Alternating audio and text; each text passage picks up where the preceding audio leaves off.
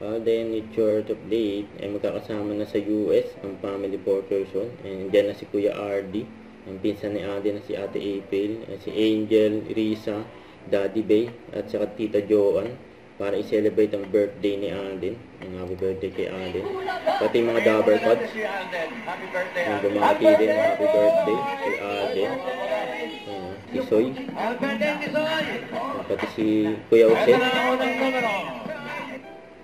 At pa yung mga bumati kay Alden sa IG story niya. Si Kuya RB. Tsaka si Kobe Karampel. Sa yung ka-gmates niya. Tsaka si Leysam. Mga bumati kay Alden. Pati Bello family. At Paus Philippines. Pati Expedition na magazine.